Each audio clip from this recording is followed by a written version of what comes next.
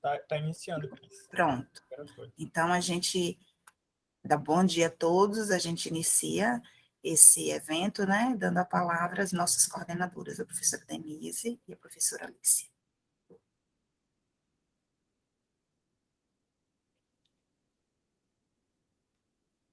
Microfone, Alicia. Microfone, professora Alicia.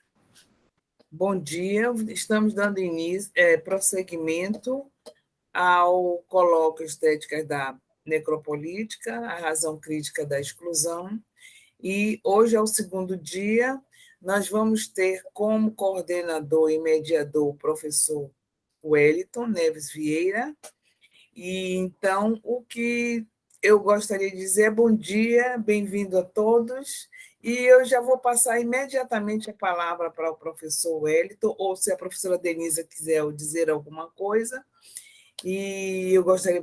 Então, eu passo a palavra imediatamente para que nós tenhamos mais tempo, até para discussão, né? A introdução eu já fiz ontem à tarde, então... Hoje eu vou passar mais, vou ser mais breve, que é para dar mais tempo da gente ter mais...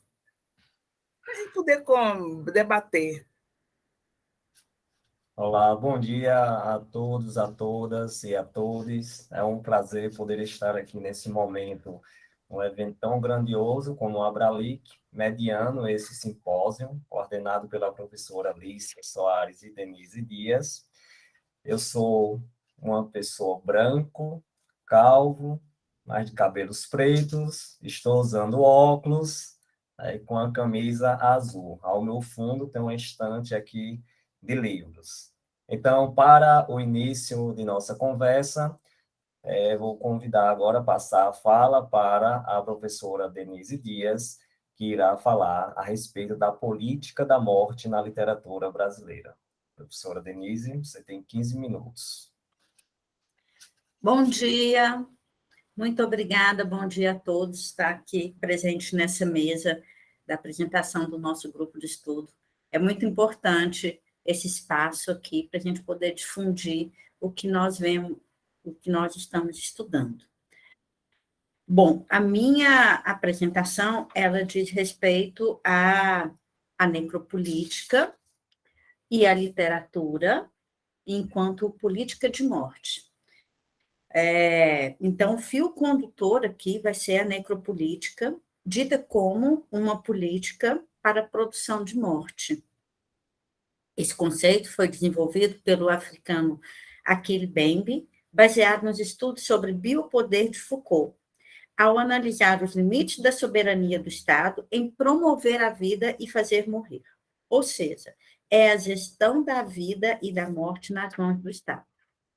Nesse sentido, o controle da sobrevivência é marcado em níveis mínimos da manutenção de vida em qualquer serviço em que o Estado deva atuar, ou esteja atuando.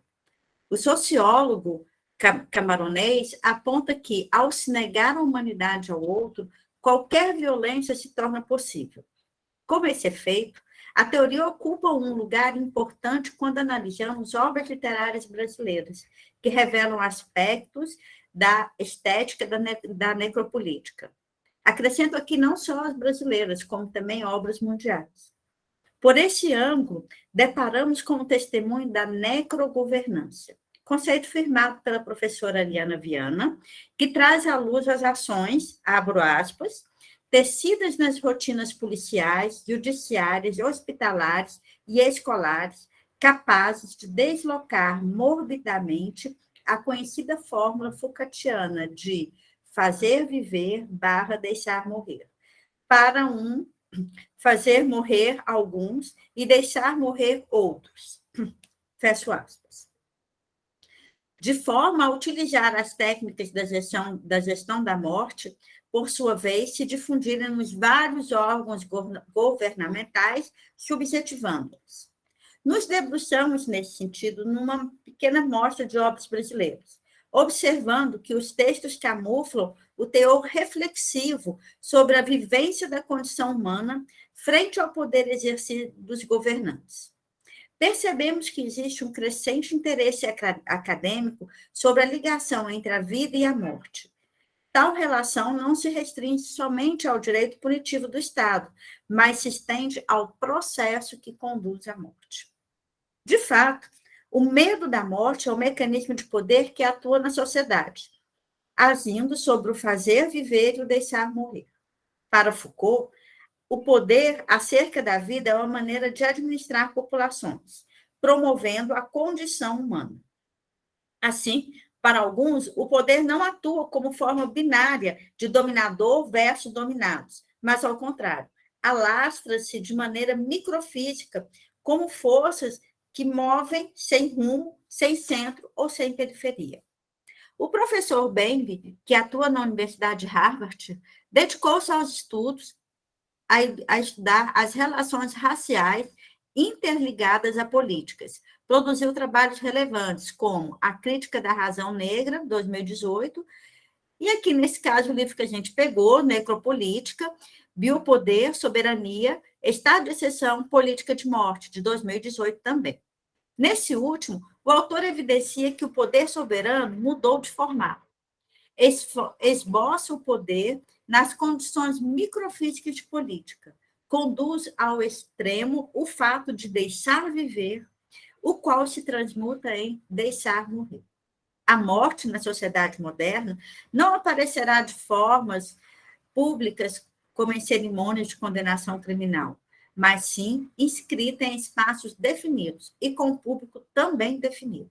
Ademais, tendo em vista a multiplicação das instituições da administração do Estado moderno, as ações de deixar morrer se estenderão por toda a organização estatal de controle disciplinar, de forma que o direito de fazer viver ou deixar morrer não será exclusivamente do soberano, mas de todo o poder estatal. Nesse sentido, Bembe chama atenção para a teoria da exceção de Agamben, enfatizando que o poder, atualmente, de causar a morte está justamente em desprover determinados corpos dos direitos individuais constitucionalmente definidos, entre eles o direito de política pública de promoção da vida e da saúde. Assim, passamos a apontar traços da estética da necropolítica na literatura brasileira. Tomamos inicialmente a obra de Jorge Amado, Teresa Batista Cansada de Guerra, de 1972. Essa narrativa mobiliza-se vários temas, entre eles o caos social promovido pela epidemia da varíola na Bahia no início do século XX. A doença é mostrada como velha conhecida da população, sempre assombrando as terras da Bahia. Devasta os bairros mais miseráveis, retratando o descaso das autoridades com a população mais necessitada. No romance, abre aspas, a varíola chegou determinada a matar, fazendo-a com maestria, frieza e altivez, forte, feia e ruim. Fecho aspas. Teresa, personagem principal do romance, que a essa altura, na altura da epidemia, mantinha um relacionamento com Otto Espinhela, um médico recém-formado, que na ausência também de técnicos de enfermagem, ela passa a atuar com serviços de enfermagem num posto da vila de Buquim. Ela era muito querida pelos pacientes e rompeu delicadamente a resistência da população para com a vacina. Com a audácia de um desbravador, limpou o lazareto abandonado para acolher os doentes. É nesse ponto da narrativa que a gente percebe o descaso do Estado com a crise sanitária baiana. Contudo, se existe um lado de negação do tratamento por parte do Estado, há, por outro, a acentuação da solidariedade em tempos de pandemia. É Teresa, juntamente com o grupo dos excluídos, Max Negras, que salva parte da população de Buquim, mesmo na ausência de assistentes sociais, que aqui se constatam em duas situações. Primeiro, pela falta de um local apropriado para o acolhimento dos doentes, e, em segundo, pela omissão em nomear um médico capaz de atuar frente a uma situação epidêmica. Na produção Jorge Amadiana, a crise sanitária atuou como uma espécie de purgação, limpeza ou mesmo catarse, pela qual o país estava atravessando. Percebemos como a epidemia da varíola atuou como símbolo de exclusão social. Denuncia-se que certos corpos degenerados são eliminados para que outra parte da população permaneça viva. É essa mensagem potencializadora do discurso de banalização da morte, em que pessoas são consideradas menos humanas, como simples objetos. Tem-se a imagem de uma janela que se abre e expõe todo o abismo social, revelando as vozes periféricas como forma de decolonização. Nesse âmbito, Boaventura, no livro Cruel Pedagogia do Vírus, lançado no início da pandemia, em 2020, esclarece que existem grupos que são designados por um espaço-tempo político, social e cultural, que se chama de Sul, como sendo a própria, abro aspas, metáfora do sofrimento humano injusto causado pela exploração capitalista, pela discriminação racial, fecho aspas. São grupos que habitam na cidade, mas sem direito à cidade, vivendo em espaços desumanizados, não têm acesso às condições urbanas pressupostas pelo direito à cidade.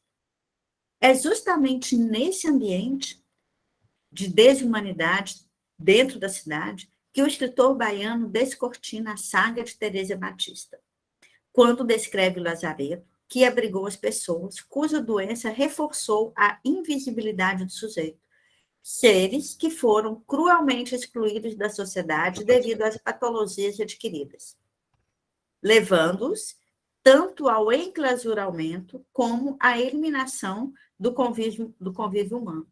A doença física simboliza o desaparecimento e a disseminação dessa minoria periférica, de maneira a evidenciar as relações de poder. Jorge Amado, por consequente, deixou claro que essas vidas valem menos e, portanto, não precisam preservá-las. Continuando na nossa tarefa, temos ainda que não foi diferente em Sonhos Tropicais, de Moacir Scliar, tão bem analisado ontem pela nossa convidada Rita Godet. O autor ali aborda uma biografia dos momentos da chegada de Oswaldo Cruz ao Rio de Janeiro, depois de passar uma temporada na França estudando microbiologia. O romance alcança um olhar criterioso sobre a saúde pública do Brasil. E a Rita ontem até lembrou de uma epígrafe, que ela fala que o Brasil é um grande hospital. E aproveita o livro para fazer várias denúncias. A recusa da população em aceitar as soluções trazidas pela ciência é uma delas. O excessivo projeto de urbanização do Rio de Janeiro, então capital do país, com a destruição dos cortiços, a preocupação do presidente e do prefeito do Rio de Janeiro, do presidente do Brasil, com os efeitos negativos das intervenções sanitárias, as severas críticas às medidas de contenção das epidemias, a vacinação em massa. Há uma linha contínua que revela problemas do passado na capital brasileira, conferindo à narrativa marcas preciosas da realidade vivida então. O romance, ao retratar a perspectiva das elites dirigentes da época, demonstra a exclusão das classes sociais brasileiras e denuncia a situação caótica de uma população urbana que vive em situação de miséria. Percebemos o processo de marginalização cria as linhas divisórias na sociedade, demonstrando que existe um grupo social à margem do centro. Nessa margem, o indivíduo é animalizado como uma verdadeira banalização da morte. Daí verifica-se uma relação de poder que escancara a ideia de ter vidas matáveis. A necropolítica brasileira, nesse contexto, discrimina as vidas que deveriam ser cuidadas. Vidas são expostas a mortes. Um tipo de política que lembra ao sujeito que não há direito para ele. É um ser invisível para o Estado. Um ser transparente. A imagem de um capítulo de um país doente está latente também na narrativa de Pedro Nava. Essas narrativas em Chão de Ferro dá continuidade às escritas de suas memórias concentra em contar as ações ocorridas entre os anos de 1916 a 1921, onde ele, naquela época, estava estudando no Colégio Pedro II, na cidade do Rio de Janeiro, e no início do curso de medicina. A narrativa é misturada com descrições vividas minuciosamente. No capítulo 2, o autor comenta a entrada da influenza no ano de 1918, como relata na passagem, brindando o leitor com importantes pistas sobre os acontecimentos na sociedade fluminense nos tempos da epidemia. O escritor discorre sobre os acontecimentos históricos quando relata sua própria experiência de vida, desvelando as vozes anônimas do povo que vivia às margens da sociedade carioca. Professora Denise, faltam 3 minutos para encerrar o seu tempo. Ok. Continuando, então, né? Já estava no finalzinho aqui.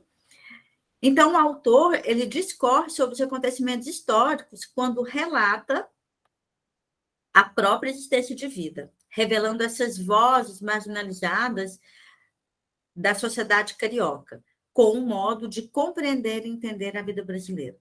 Portanto, essas epidemias aqui, retratadas por essas narrativas, descritas por Jorge Amado, Moacir Sclia e Pedro Nava, deixam transparecer uma grave deficiência do Brasil, a desigualdade social, que se apresenta escancarada e indica a morte de corpos pobres e vulneráveis, como um grito desesperado de denúncia de uma sociedade desigual e injusta, inserida num processo de necrogovernança. Representam, assim, a própria materialização da definição de necropolítica, termos cunhado por Bembe. Muito obrigada.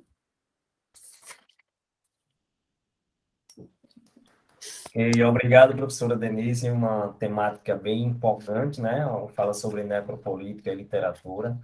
Anotei aqui algumas palavras-chave da sua apresentação, né? Eu entender, né, esses dois sistemas, né, de elementos de representatividade social, como uma política da morte, né, ao ser tratado pela questão de necrogovernância, que faz morrer para uns e gestar a vida para outros, e a gente entende também que dentro dessa necrogovernança há a necrolegislação, né? Principalmente nessa perspectiva trazida com a questão das crises sanitárias como uma denúncia social na obra de Jorge Amado.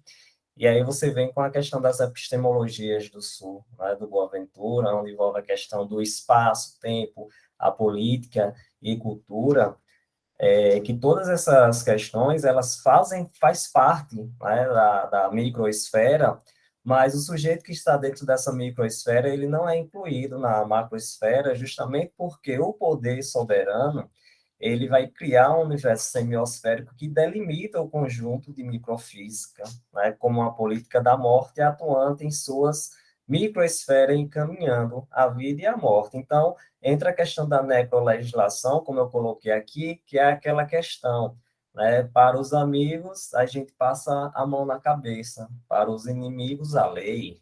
E é aí onde tem toda essa perspectiva que você trouxe, e a gente vai deixar para debater mais detalhadamente no final, na rodas de debates. Então, vamos convidar agora a minha amiga Maísa, porque a temática dela também está extremamente conectada com a de Denise. Então, Maísa, é com você. Bom dia a todos.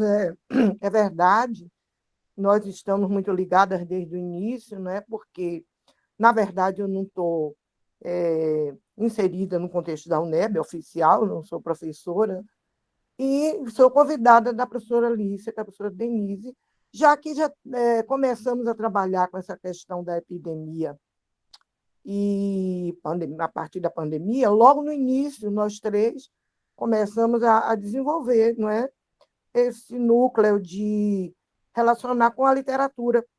E aí, aos poucos, a professora levou para o grupão aí e me convidou para entrar no Pós-Crítica. É um prazer, uma alegria grande participar com vocês. Eu tinha acabado de me aposentar e, de repente, continuo dando aula, né, nas faculdades particulares. Mas, assim, sem pesquisa, né, infelizmente, não há, mas só pelo prazer de estar na sala de aula mesmo, que ainda não morreu em mim. Então, é isso, né? Bom, a minha conversa, ela toca muito a da professora Denise, não só pela parte teórica, né, porque eu também me apoio no Mandé, e na professora Lícia, né, porque eu trabalho com a questão intersemiótica e a semiosfera, e etc., que eu vou falar aqui agora. É engraçado que a professora trabalha com Jorge Amado e com a varíola. E em Tereza Batista, o foco desse trabalho dela é a questão do enfrentamento, não é? Que a Tereza ela vai para lutar, minimizar, combater a varíola. E no panorama dos Capitães da Areia, o foco é cultural, é religioso, é o apoio, não é, das pessoas, uma vez que a vacina ela só é oferecida para os brancos, né? Eu vou ver aqui, né? Mostrar para vocês na minha leitura, e os negros só contam mesmo com a religiosidade, não é? Tem um meninozinho que faz parte dos Capitães da Areia, que ele é muito religioso, e no fim ele vai ser padre, né? E ele reza para Nossa Senhora, né? Ele reza, mas o foco mesmo é o apoio nas religiões de origem afro, né? No candomblé, e a presença forte e quase única de Omolu. Né? Bom, então eu vou começar com um cordelzinho que eu fiz na época, falando dessa relação, só para que a minha linguagem, eu sou poeta e o cordel me deixa bem à vontade. Bom, então eu digo assim, na escrita do cordel, eu agora vou dizer que não pode o soberano julgar quem pode viver. O Brasil, isso é fato, pois é certo o pobre morrer, ainda mais se ele for preto, como é na nossa cultura. Mas aqui vamos revelar, na amada Escritura, ele ousou denunciar os males da criatura. Jorge Amado é porta-voz desse mundo dividido, onde o branco tem vacina e o negro vive sofrido. Nele o rico é mocinho e o negro é sempre bandido. Bom, então, apoiada nessa questão da estética da necropolítica, não é? A gente desenvolveu o trabalho. Eu vou ler um pouco e, de vez em quando, eu paro para conversar com vocês. Tá? Bom, no romance Capitães da Areia, Jorge Amado nos apresenta um mundo desigual, onde convivem os brancos ricos e os negros pobres. Trata-se de um panorama epidêmico no qual os brancos dispõem da vacina para enfrentar um surto de varíola, enquanto os negros contam apenas com a força dos orixás do candomblé. A estratégia discursiva do autor se dá por meio de uma reverberação semântica que, aos poucos, dá conta de um enredo que vai capturando o leitor, aos poucos, tal como uma doença contagiosa vai se espalhando pela sociedade. Dessa forma, vê-se a primeira alusão ao que vai se configurar em epidemia aos poucos na narrativa. Por vezes, morria um de moléstia, que ninguém sabia tratar. Bom, esta primeira referência à epidemia de varíola é moléstia, né? Uma palavra generalizante, indefinida, como toda doença nova que vai se instalando em uma comunidade. Né? A primeira reação está no fato do saverista e amigo dos meninos, Capitães da Areia, os levar para a festa do terreiro do Gantuá, em homenagem ao Molu, que vai promover uma vingança pela morte dos negros, vítima da tal doença. Bom, no capítulo Alastrim, já por volta quase no meio do livro, né? Na página 143, há uma apresentação do cenário da epidemia. Então, ela já chega mostrando o quadro que se desenha, né, em Salvador. Então, há uma apresentação do cenário da epidemia na cidade de Salvador, configurada em cidade alta dos brancos ricos e Cidade Baixa dos negros pobres. Bom, neste momento, há uma extensa citação do orixá Omolu, que é associado às doenças em geral, mas, sobretudo, às de pele. Bom, como detentor do poder entre doença e cura, Omolu é o responsável pela disseminação, mas também pela cura, como é característico dos orixás, não é? Eu não sei, eu acabei tendo essa formação, não é? E há muito tempo que eu me dedico à cultura afro, e é o poder, não é? Que não é binário nas religiões orientais. O poder não é binário, é bom, o bem e o mal. Existe o bem e o mal, e existe toda uma transição ali dentro. Então, o mesmo orixá que promove a doença, que ele promove a cura. O orixá Xangô, por exemplo, que é da guerra, ele promove a guerra, mas ele também promove a paz. E, no meio disso, há infinitas possibilidades. Então, essa é a riqueza das religiões de origem africana. Né? Bom, como detentor entre o poder de doença e cura, o Molu é o responsável pela disseminação, mas também pela cura, procedimento característico dos deuses africanos, como o Xangô, promotor da guerra e paz. Quanto à denominação atribuída à doença, o que se vê é uma reverberação semântica motivada pela distribuição do contágio. Né? Então, na Cidade Alta, ela é uma bexiga branca, na Cidade Baixa, ela é uma bexiga negra. Varíola, sarampo. Então, a palavra vai tomando, as palavras vão tomando essa multiplicidade de sentido, né? Essa multiplicidade de signo, ela vai se mostrando a partir não só da doença, né? da maneira como ela vai se intensificando, contaminando as pessoas, e também pela localização que ela está. Né? Se ela está nos brancos que têm a vacina, ela tem uma denominação, e se ela está para os negros, ela tem outra denominação. E o narrador, claro, né? Jorge Amado sempre mostra esse procedimento. O narrador mantém aquela linguagem neutra, científica, é a varíola, e é incrível isso. Né? Qualquer livro que você pegar dele, eu já percebi, ele mantém isso. Né? Ele foi tão acusado dessa linguagem popular, mas só depois perceberam que ele é muito culto e tem um português maravilhoso, mas ele dava voz, sempre deu voz a essa etnicidade, né, brasileira. Muito bem.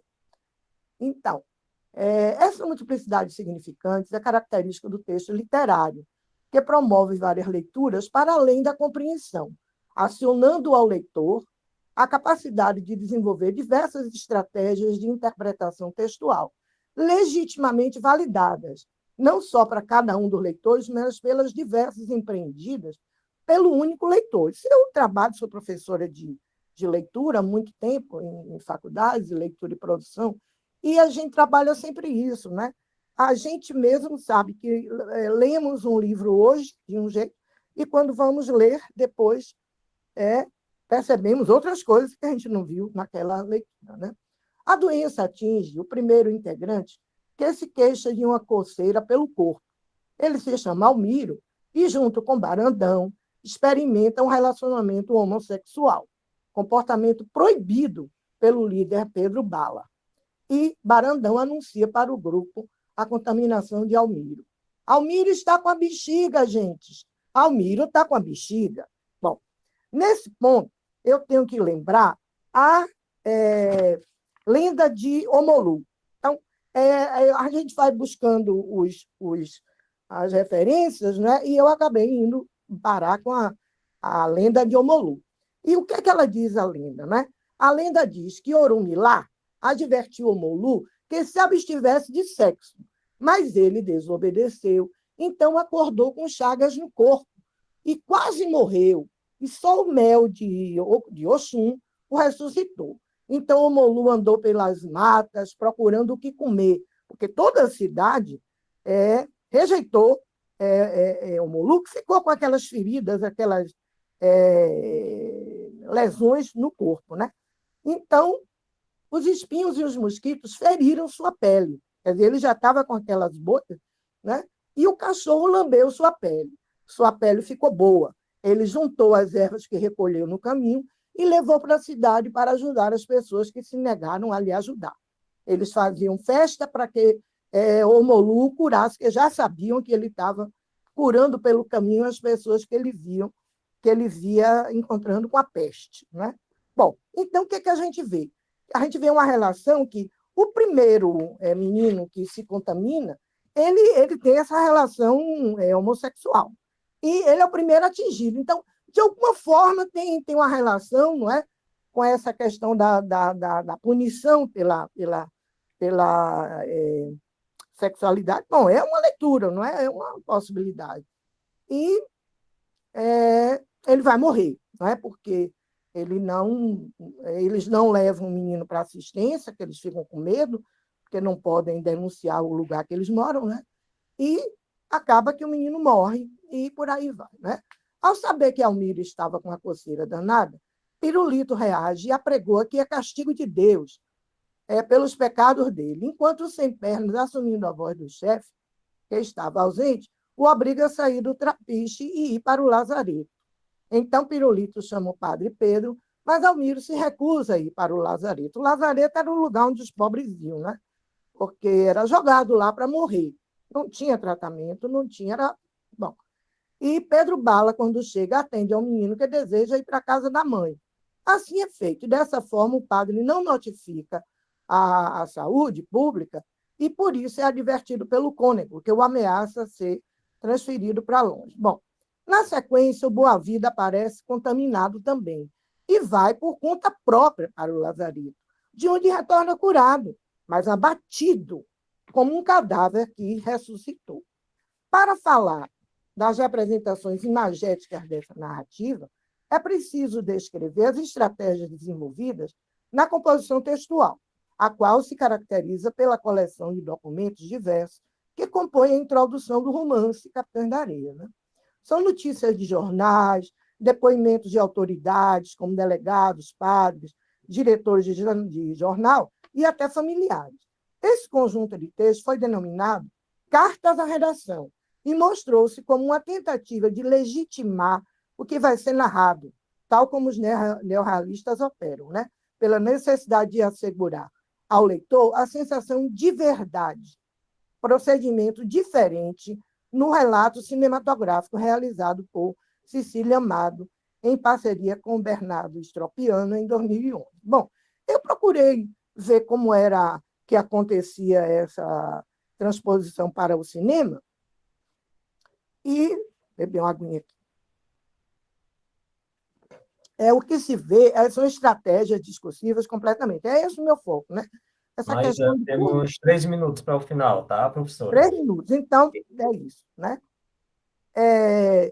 As estratégias são diferentes. A primeira aparição da vacina no filme é um cartaz em que eles nem leem, né? Um cartaz assim, dizendo para se vacinar, e todo o comentário é um foco completamente diferente, claro, né? Um foco romanesco, um foco novela, né? Aquela coisa para atingir o telespectador. Então, são outras técnicas, outras possibilidades discursivas. E aí vem o cartaz, vem os diálogos entre eles, a epidemia está passando, a epidemia está acabando. O cenário de configuração da epidemia da narrativa, reproduzido no filme, se consolida com a chegada de Dora e seu irmão Fuinha no grupo dos capitães, andando sozinho pela cidade depois da morte da mãe. Depois de uma reação negativa, ele é aceita por eles como uma irmã e, mais tarde, como uma das capitãs, já que ela insiste em participar das atividades do grupo. Né? Bom, nesse momento, o Trapiche recebe a visita de uma mãe de santo que pede aos garotos que recuperem uma imagem de Ogum, que a polícia confiscou a fazer batida no terreiro que comandava. Mas o orixá faz parte do enredo, tal como uma personagem.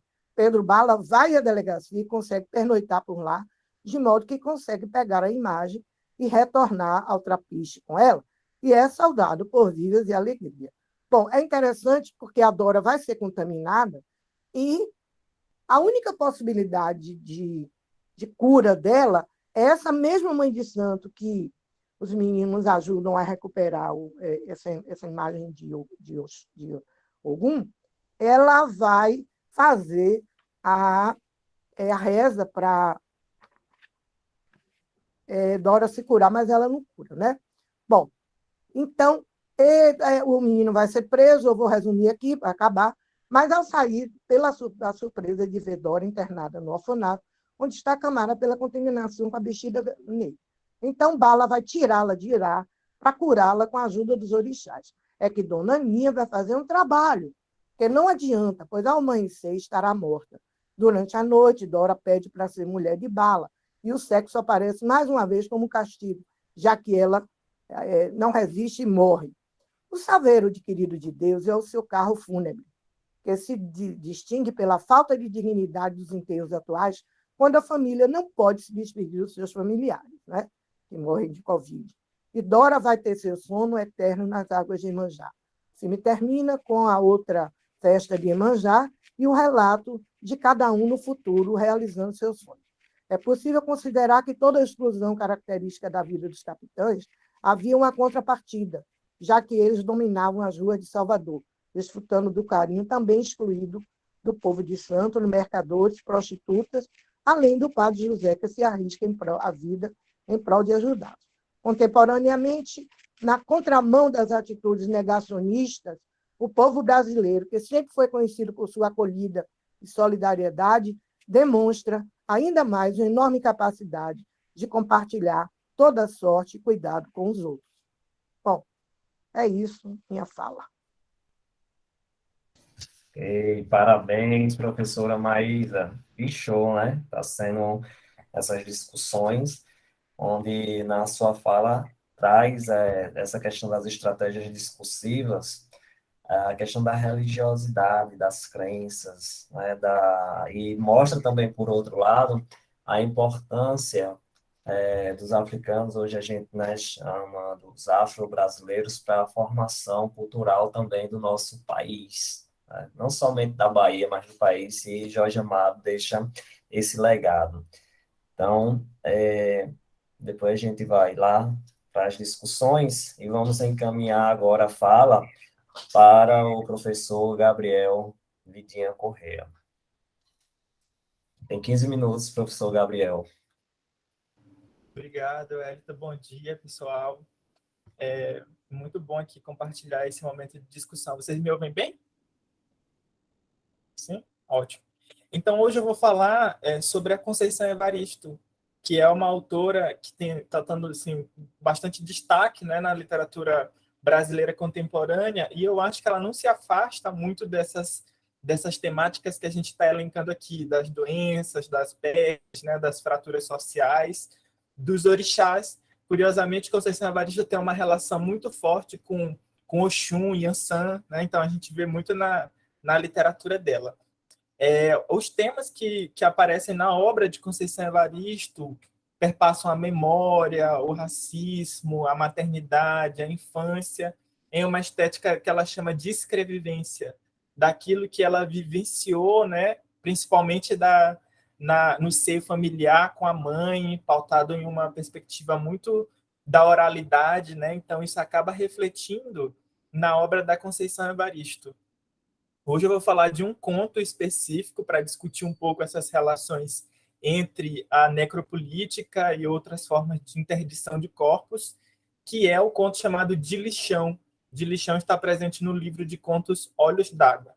Tá? Então eu vou compartilhar aqui um slide para mostrar umas imagens antes de ler o meu texto. Só um momentinho.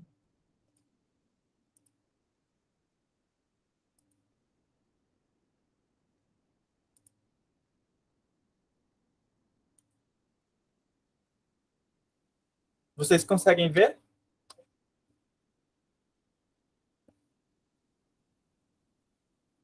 Não, Gabriel. Está projetando, mas o slide ainda não saiu. Deve estar fechado lá no computador. Vai nele primeiro. Então deixa eu tentar aqui de novo.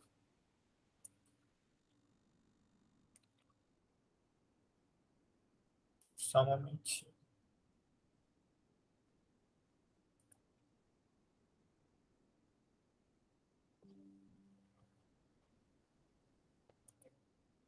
E agora? Sim, saiu. Sim. Muito bem. O tema da minha comunicação é as dores e a morte em uma infância precária, uma leitura do conto de Lixão de Conceição Evaristo. E antes de falar um pouco sobre da análise, né, do conto, eu queria mostrar essas imagens de uma artista paraense que se chama Berna Reale, que ela faz essa leitura bem absurda, né? E também que escancara as fraturas da desigualdade no Brasil, até escatológico também, esse tapete vermelho que ela coloca em um lixão no Pará, né? Com essa máscara também que remonta, né, uma ideia bem escatológica de pessoas que têm o direito de respirar e que, portanto, devem viver ao lado disso que está, né, de uma forma mais ampla, do lixão, da desigualdade, da pobreza, de quem mais precisa, de quem mais passa fome. Então, ela tem esse trabalho, essa artista Berna, nesse lixão de Belém, e essa roupa também dourada representando, né, essa riqueza, quase que um palco de desigualdade, né? Então, assim, isso aí vai comunicar um pouco com essa leitura que eu vou fazer do conto de Lixão. Então, vamos ao texto. A literatura brasileira contemporânea tem trazido à tona uma série de fenômenos que assolam a experiência de quem vivencia diariamente à margem. Os marcadores sociais da diferença, gênero, raça, classe, colocam-se ao lado de experiências da fome, da doença, da periferia e da morte, que configuram-se como um grande projeto de uma agenda neoliberal. Nesse sentido, a literatura como um território contestado, tal como propõe Regina Dal Castanher, situa-se dentro desse jogo de forças, observando o modo como se elabora ou não se elabora, contribuindo para disfarces a tensão resultante do embate entre os que não estão dispostos a ficar no seu devido lugar e aqueles que querem manter seu espaço descontaminado. Talvez por isso Conceição Evaristo nos brinda com uma literatura politizada ao sabor da estética da escrevivência, intercambiando vozes que nunca tiveram espaço em que atuar e que são empurradas para o submundo por uma matriz hegemônica cis-heteronormativa que resulta em uma necropolítica, sobretudo da população negra brasileira. Ao diálogo entre as práticas socioculturais no seio da representação, podemos aproximar a leitura que a Shirley Bem faz em suas políticas da inimizade, a partir das demandas que emergem do nosso tempo, qual seja o tempo do repovoamento e da globalização do mundo sob a égide do militarismo e do capital, e como consequência derradeira, o tempo da saída da democracia. A partir disso, podemos perceber reverberações que fundamentam uma política da morte, por meio de corpos que não são vistos como importantes para o Estado, principalmente corpos negros, que, segundo Grada Quilomba, sob a ótica do racismo estrutural, são corpos construídos como fora do lugar, e por essa razão corpos que não podem pertencer. No conto de Lixão, presente no renomado Olhos d'Água, de Conceição Evaristo, percebemos o quanto é dura a vida de um morador de rua, uma criança sem nome civil e que está longe dos olhos do Estado. Uma manhã é acometido por uma dor forte de dente, causada por um pequeno tumor que há semanas aparecera em sua boca. Enquanto suas derradeiras forças são cefadas pela dor latente, o menino rememora pessoas e acontecimentos que permearam sua breve vida. Entre medos e abandonos, as dolorosas lembranças de Lixão, unidas às dores físicas, culminam em uma morte precoce. De Lixão, assim como dezenas de crianças brasileiras na mesma condição, antes de viver vagando pelas ruas, morava com sua mãe em um barraco na favela. Podemos observar o tema da infância se distanciando da noção moderna de infância tal como o Ocidente representa. Para Marie Chambat-Delot, a maneira de perceber e pensar a criança influi sobre suas condições de vida, sobre o seu estatuto e sobre os comportamentos dos adultos em relação a ela.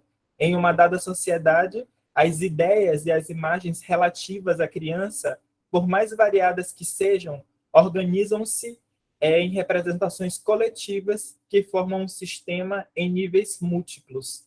No caso de Dilichão, outros marcadores sociais circundam a experiência do menino: a negritude, a pobreza, a precariedade. E, portanto, é uma criança que está longe da noção de infância enquanto um momento diferenciado da vida. No momento inicial do conto, podemos perceber os modos de vida de Dilichão e o amigo, na precariedade que reverte o lugar.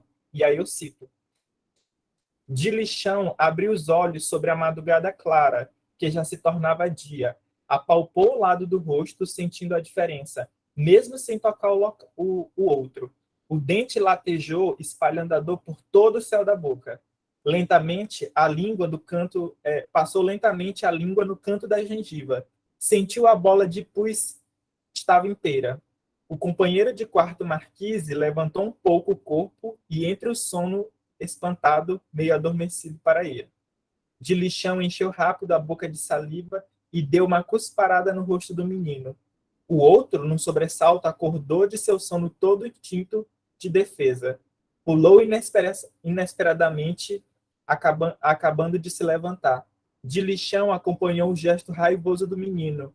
Levantou também. Numa fração de segundos, recebeu um pontapé nas suas partes baixas. Abaixou desesperado, segurando os ovos vida, e foi se encolhendo, se encostando até ganhar a posição de feto. Pela primeira vez, depois de tudo, se lembrou da mãe. Ainda bem que aquela puta tinha morrido. Ele sabia quem havia matado a mulher, tinha visto tudo direitinho. Na polícia negou que estivesse por perto, que suspeitasse de alguém. Depois de 3 ou 4 idas à delegacia, os policiais acabaram por deixá-lo em paz. Ele sabia quem, pouco importava. A dor de dente é a experiência mais dura da nefasta vida do menino, que, além disso, o lugar onde habita não colabora para uma vida com dignidade. Este é o retrato da experiência dos moradores de rua, das periferias brasileiras, que passam diariamente pela fome, pelo frio, pelo calor, pela violência policial, em condições de vulnerabilidade que refletem na saúde. Assim, se o lugar implica segurança, como propõe Tuan, e os laços afetivos topofílicos se manifestam a partir do elo entre a pessoa e o lugar, um ambiente físico, na vivência de Dilichão apenas podemos perceber a noção de experiência sendo matizada por ausências frequentes. As faces do biopoder, como nos indica Foucault, desde os leprosários do medievo até as configurações modernas de dispositivos de controle dos corpos, nos indicam que sempre há vidas indignas para um sistema de exclusão social. A doença vai aos poucos mostrando ao menino e aos olhos dos leitores o seu lugar de subalterno, lugar social, geográfico e simbólico. Cito novamente: as partes de baixo de Dilichão doía, o dente continuava a latejar. Será que ele ia morrer? Será que a dor de cima ia se encontrar com a dor de baixo? Será que o encontro seria uma dor só? Pensou no colega do quarto Marquise. O menino havia sido mais esperto do que ele. Fugira, ganhara o mundo. Já tinha bastante tempo que os dois dividiam aquele espaço.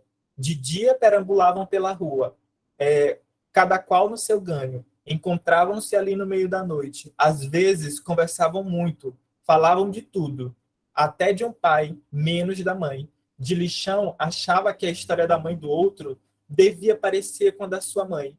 Ele não sabia se gostava ou não do menino. Tinha quase a mesma idade. O menino, apesar de pequeno, tinha 14 anos. Ele, no mês anterior, num dia qualquer, tinha feito 15. A solidão cingida por uma invisibilidade faz com que Dilichão rememore momentos com o amigo e com a família, também em um breve tempo. Além disso, o medo da morte dramatiza a expressão de uma criança cuja infância nunca conheceu. Para Bruno Bettelheim, hoje, como no passado, a tarefa mais importante na criação de uma criança é ajudá-la a encontrar significado na vida. No entanto, essas predicações não alcançam a vida de Dilichão. Do contrário, seu corpo de criança é encontrado como um objeto pela necropolítica. Nesse sentido, a Schillenberg destaca que a política da morte, pautada na ideia do biopoder de Foucault, parece funcionar mediante a divisão entre as pessoas que devem viver e as que devem morrer. Gabriel, Oi. faltam 3 minutos. Certo. Parece funcionar mediante a divisão entre as pessoas que devem viver e as que devem morrer, operando com base em uma divisão entre os vivos e os mortos. Tal poder se define em relação a um campo biológico, do qual toma o controle e no qual se inscreve. Esse controle pressupõe uma distribuição da espécie humana em grupos, a subdivisão da população em subgrupos e o estabelecimento de uma censura biológica uns aos outros. Já encerrando, apalpou, meio sem jeito e envergonhado as partes que doíam. Eu vou pular aqui um pouquinho a citação, mas já é sobre a parte final do conto. Os primeiros trabalhadores passavam apressado. Dilichão teve vontade de chamar um deles, mas silenciou o desejo na garganta. O sol anunciava o dia quente. Ele, entretanto, tremia de frio. Sentia uma dor na cabeça, no peito, no estômago. Tinha um pouco de fome. Havia umas 2 semanas que aquele tumorzinho da boca, junto com o dente, doía e que ele não podia comer quase nada. Fez um esforço, sentou, pegou a bibinha dolorida e fez xixi. Assustou-se. Estava urinando sangue. Passou a língua no canto da boca, o carocinho latejou.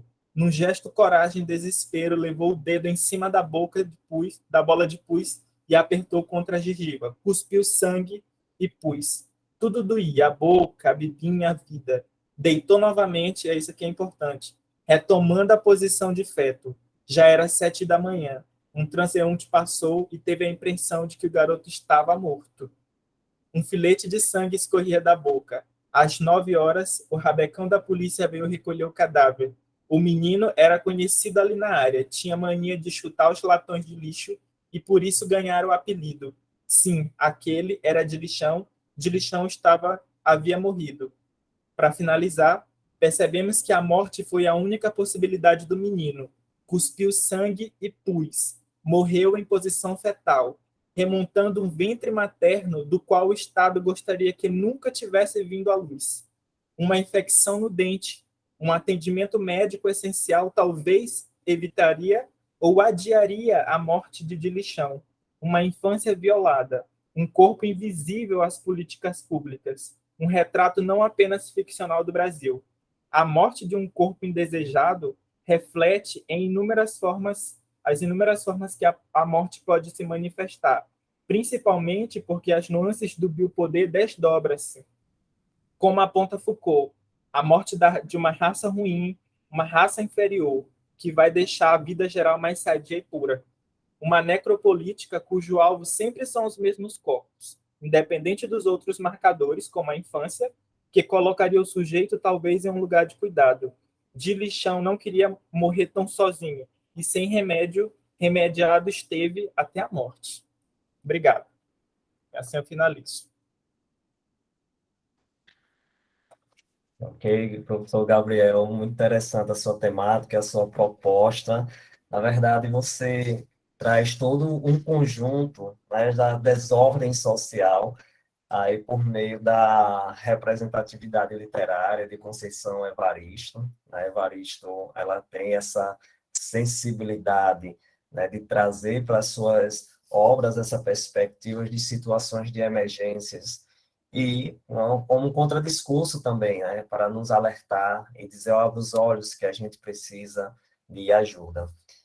Então, vamos encaminhar agora a fala para a professora Tamires. Professora, é com você. Tem 15 minutos para a sua apresentação.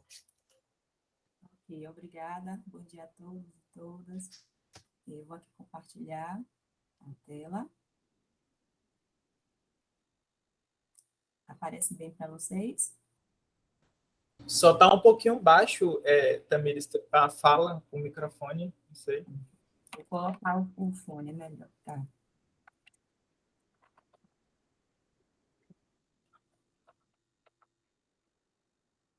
Pronto, melhorou? Melhorou. Pronto.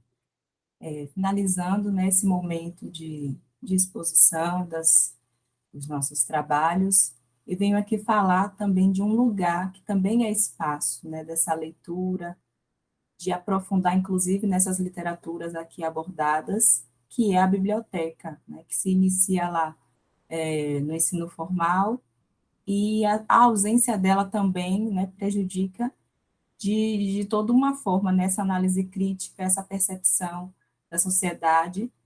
E aqui, como título, eu trago o Conto de Fadas, Sem Final Feliz, a universalização das bibliotecas escolares. Eu sou mestranda também do Pós-Crítica e minha orientadora é a professora doutora Alicia Soares. Antes de adentrar, né, realmente a universalização das bibliotecas, a gente retoma aqui, até como os colegas também já falaram, sobre esse biopoder, sobre a biopolítica e sobre a necropolítica.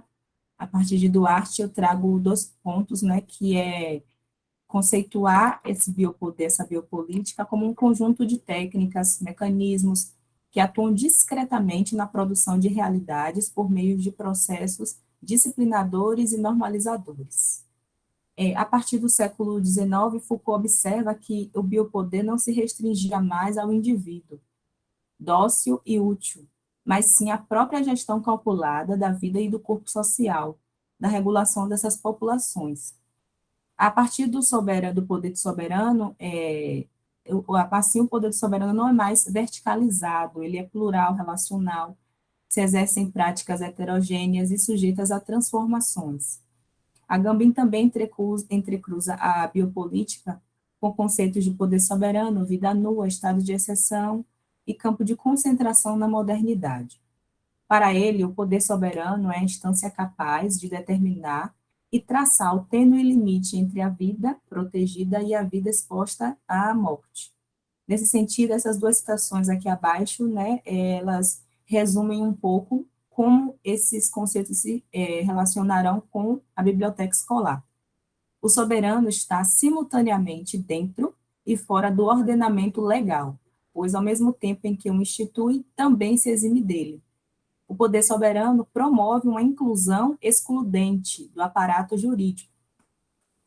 Então, como que esses conceitos se relacionam com a biblioteca escolar? Antes de falar sobre a lei em específico, né, é bom a gente falar um pouco sobre a biblioteca, que, nos termos legais, ela é considerada a biblioteca escolar a partir da presença de um bibliotecário, né, esse funcionário, esse especialista que vai promover a mediação, a organização do acervo, a documentação desse material, e sala de leitura, né, que ocorre muito no ambiente escolar, ou cantinho da leitura, são ambientes que não necessariamente precisam desse profissional, e o cantinho da leitura em específico ocorre mais dentro da própria sala de aula, né.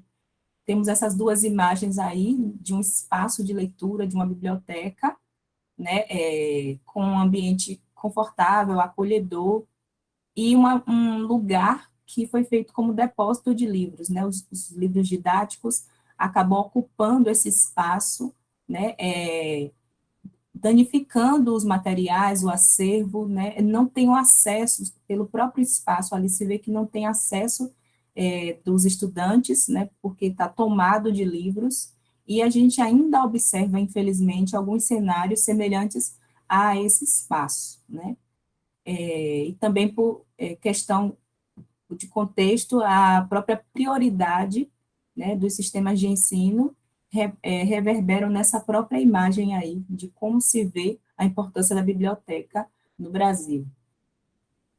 Outros conceitos aqui trazidos pelo IFLA, que fez um manifesto e traduzido em 2000, sobre o Manifesto das Bibliotecas Escolares. A biblioteca propicia informação de ideias fundamentais para seu funcionamento, bem-sucedido na atual sociedade, baseada na informação e no conhecimento. Habilita os estudantes para a aprendizagem ao longo da vida, desenvolve a imaginação, preparando-os para viver como cidadãos responsáveis. Correia, 2002, complementa que a biblioteca é um espaço de leitura, de interação, de desenvolvimento cognitivo, mas ele também é sociocultural. Tem objetivos de integrar o currículo às necessidades da comunidade escolar, auxilia na formação e no desenvolvimento de indivíduos e, claro, contribui para o processo de ensino e aprendizagem. Então, trago aqui agora alguns documentos normativos, né, que tratam um pouco, aqui eu vou passar, tratam um pouco sobre a biblioteca, como essa questão dos livros, da leitura, ela tem se demonstrado a partir dos atos normativos. Então, em 2003, né, eu faço um recorte de 20 anos para cá, em 2003, a Política Nacional do Livro, né, é instituída a partir da Lei 10.753, e anos depois, em 2010, a Lei 12.244, 2010, fala sobre essa universalização das bibliotecas escolares. Em 2011, o Plano Nacional do Livro e da Leitura, né, é instituído a partir do decreto de número 7.559, e 3 anos depois, o Plano Nacional de Educação, né, com vigência de 10 anos, entra em vigor, né, que está atualmente ainda faltando 2 anos para se cumprir, também, né, faz referência à questão da leitura, da literatura, da biblioteca. Eu trago aqui em destaque a Lei 12.244, ela é uma lei curta, está aqui na íntegra, composta de 4 artigos. No artigo 1º, as instituições de ensino, públicas e privadas, de todos os sistemas de ensino do país contarão com bibliotecas nos termos desta lei. No artigo 2º, considera a questão do que é essa biblioteca escolar, né, como uma coleção de livros, materiais videográficos, documentos registrados em qualquer suporte destinados à consulta, pesquisa, estudo ou leitura. No parágrafo único, fala com relação à quantidade de livros. Esse acervo precisa corresponder a um título para cada aluno matriculado. E, com o tempo, né, cada instituição, cada sistema de ensino vai ampliar este acervo e divulgar orientações de guarda e preservação. No artigo 3º, que é a parte mais importante da lei, determina um prazo máximo de 10 anos para o cumprimento dessa universalização das bibliotecas. E previstos também as leis, né, do bibliotecário e a presença dele nessas bibliotecas. No artigo 4º, essa lei entra em vigor na data de sua publicação. Ela foi implementada, sancionada, na verdade, né, na presidência do presidente Luiz Inácio Lula da Silva, em 2010. Pensando agora nesses 10 anos que já se cumpriram, né, estamos 2 anos além do efetivo decênio, temos aqui 2 elementos que mostram que durante esse período não foram efetivadas, né, as bibliotecas de forma universal nas escolas. Então, das 217.480 em 2016, a partir dos dados do censo escolar, só 21% possuíam biblioteca. E na escola da rede privada, das 61.878, 38% delas tinham biblioteca em 2016. E fazendo um recorte para o Nordeste, que é onde ocupava o maior número de escolas do Brasil, apenas 18% declararam possuir biblioteca. Anos mais tarde, a partir do Anuário Brasileiro de Educação Básica, que recruta dados de 2018, 45,7% das escolas no Brasil contavam com biblioteca ou uma sala de leitura. E aqui, o anuário do ano seguinte, que faz menção a dados de 2019, aqui em destaque com a seta azul, a gente observa que no ensino médio é onde tem o maior número de bibliotecas, né? E o menor número, com 51,8%, está no ensino fundamental, na parte básica, no ensino básico, né? É onde ainda não consegue compor esse maior acervo, esse espaço realmente focado para a leitura, para a disseminação do acervo. Então, aqui a gente caracteriza aquilo que falamos no começo, com esse descumprimento da lei, de forma alegórica, de forma metafórica em relação aos conceitos de morte, nas políticas de morte. Porque é, assim, uma morte do saber, uma morte da leitura, há esse controle do conhecimento, esse acesso negado, né, esse acervo também ideologicamente pensado, o controle do Estado, né, para onde esse acervo é destinado, quais as comunidades que recebem a biblioteca, quais os sistemas de ensino que levam recursos, né, para a construção ou organização dessas bibliotecas. E assim vai se mantendo esses índices baixos de proficiência em leitura, né, a gente vê pelos sistemas de avaliação quanto esse dado não melhora, quanto esses índices não melhoram. E aqui, esse fazer viver, deixar morrer, trazendo para a questão da lei, essa lei está implementada. Esta lei traz algo positivo, mas que nela mesma não traz os recursos, as orientações para que isso ocorra de forma efetiva. Então, a sociedade tem o recurso legal, né, o recurso jurídico, mas ela não consegue observar os frutos desse recurso jurídico pela própria gestão, pelo próprio Estado.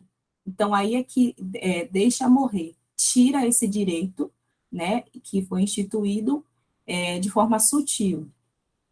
Aqui eu trago também algumas informações que esses arquivos trazem informações sobre o contexto da biblioteca no Brasil. A partir do Eu Quero Minha Biblioteca, tem orientações de manutenção, da guarda, etc.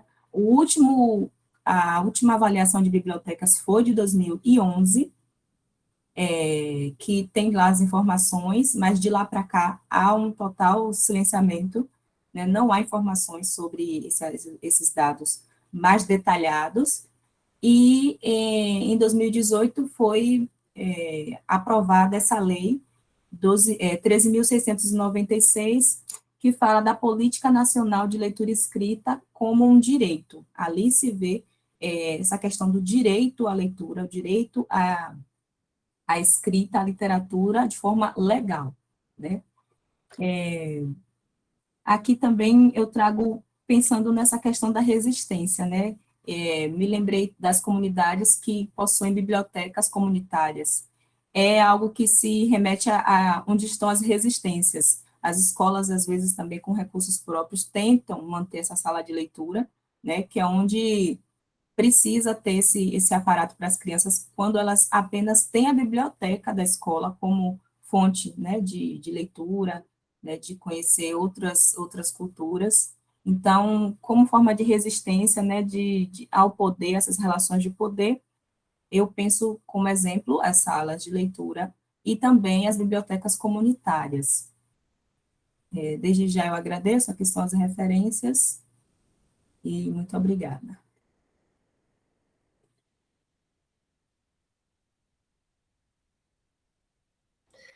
Tudo bem, Tamires, obrigado pela sua fala. É uma fala que toca a mim, eu acredito que a todos também. O meu projeto de tese ele está correlacionado à formação do leitor.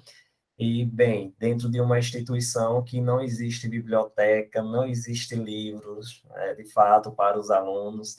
E o Estado, de fato, eu enxergo como uma política pública deformada, né? Porque cria programas de entregas de livros nas escolas, mas, de fato, não pensa como resolver os problemas das unidades de ensino que ainda não têm bibliotecas.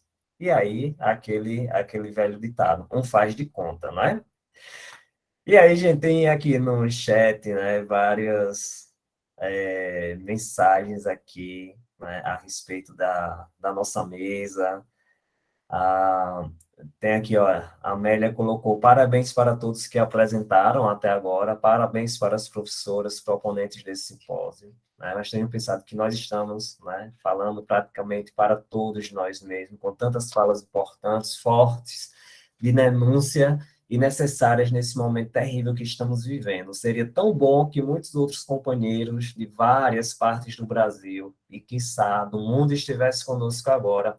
Sinceramente, desejo que monitores desse evento possam transformar essas apresentações em momentos remotos, sejam socializados com o público, né? Justamente aqui o nosso momento, o momento está assim, tô muito maravilhado com as falas, com a temática, porque são temáticas que traduzem o real. Então, eu penso que todos nós deveremos nos apropriar de mecanismos teóricos a respeito do qual nos constitui enquanto sujeitos, enquanto acadêmicos, enquanto pesquisadores, que possam dar um retorno e contribuição para a sociedade. Então, estamos sendo, nesse momento, intérprete, né, de todo esse caos sobre o qual também fazemos parte. E aí, Cris colocou aí maravilhas falas, ao ouvir as narrativas, me vi e ao sentir a dor, né, a violação dos personagens apresentados, né, Gabriel também. Bom, então, muitas falas importantes aqui. Eu tenho uma pergunta, assim, de forma geral para todos, mas a professora Alicia também pode incrementar, porque toda a temática relacionada aqui, ela está, de fato, dentro de uma perspectiva que vai envolver situações mesmo de emergências, de conflitos, né, de crises humanitárias. Não são crises somente localizadas, mas são crises que estão ocorrendo de fato, né, no mundo inteiro. E aí a gente tem a questão dessa necropolítica que opera, né, pelos rumos da desvalorização de saberes e modos de vida, que não são, obviamente, dos grupos hegemônicos e soberanos, bem como o professor Gabriel Vidinha, ele trouxe toda essa questão da relação de classe, de gênero, de raça, e o Boaventura, ele chama, né, essa desavenças de epistemicídios, ou seja, aniquilamentos das diversidades, né? Então, dentro desse aniquilamento das diversidades, eu penso, né, de como é até provocante aqui, talvez a gente nem consiga dar uma resposta, mas como poderíamos oferecer uma resposta humanizada, pensar em territórios antinecropolíticos? Essa é uma pergunta para todos, se a professora Alicia pode incrementar aí. Se é que isso é possível, né? Se é que isso é possível. O seu áudio está fechado, Alicia. Abrir o Wellington, eu nunca tinha pensado numa, assim, incrementar territórios antipolíticos. É uma senhora resposta, uma resposta muito interessante, realmente, porque nós estamos pensando sempre, né, no que está, mas eu não sei, talvez políticas públicas, teria que ter muito, tem que ter uma revolução mesmo na educação.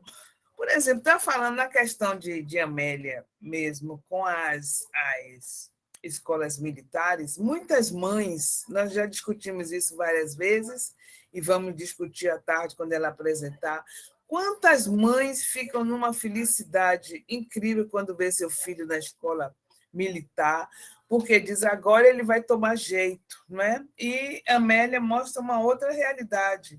Eu vi outro dia aqui, eu fui fazer unha, a manicure estava exultando de felicidade. Meu filho está se formando hoje na escola militar. Ele agora é outra pessoa. E ela mora aqui na comunidade da Gamboa. Então, para ela, ali é um espaço anti-necropolítico. E vários outros. Então, ontem eu vi também no Jornal Nacional mostrando que houve, como foi, a questão foi alguma coisa com crianças, já não me lembro, mas uma coisa muito ruim, negativa com crianças, que as crianças da escola pública, 54% são maltratadas, outras, né? Enquanto que nas escolas particulares, apenas 19% sofrem maltratos, qualquer coisa assim. Então, eu fiquei também pensando nisso, o espaço da escola pública tem alguma coisa que não está, que está sendo afetado não é pelos encaminhamentos da necropolítica, mas encontrar um espaço antinecropolítico, meu Deus, é tão difícil, eu não sei como faria. Eu até gostaria de ouvir os outros para ver. Precisaria, né? Ainda mais nós que temos séculos e séculos e séculos de extermínio, de escravidão, de diferenças sociais tão gritantes, como é que, quer dizer, todo bairro tem uma... Veja, por aqui, por Salvador, todo bairro tem essa diferença tão acentuada de camadas sociais, né? Você tem, todo o seu bairro tem uma comunidade, por mais chique que seja, mas tem sempre do lado uma comunidade empobrecida. Eu digo, como seria ser para você incrementar um espaço antinecropolítico, seria muito... Teria que mexer com tudo, eu não sei. Qual é a sua ideia? Você teve alguma ideia, Wellington? Olha, Maísa levantou a mão aí. Bom, foi para provocar mesmo, né? É uma Então, provocação interessantíssima. porque, assim, Pega de surpresa, mas é interessantíssima. Porque o que eu vejo assim dentro dessa discussão é a partir da literatura de Jorge Amado, a partir de Conceição Evaristo, a partir, né, do que Tamires trouxe. Então, tudo isso daí nós estamos trazendo possibilidades, são denúncias sociais. Então, são problemáticas existentes. Então, como nós deveríamos, de fato, pensar, né, em algo que possa amenizar, que possa nos humanizar, a partir do conceito de Antônio Cândido, né, que a literatura ela pode humanizar. Né? Então, será que realmente isso é possível, por meio da literatura, por meio da pesquisa? Mas eu penso que tudo isso acontece porque ainda herdamos uma referência, né, do pensamento ocidental, onde as questões de fronteiras de poder, relação e espaço, elas são negadas o tempo todo. Nós temos um pensamento ainda eurocêntrico, por mais de 500 anos, né?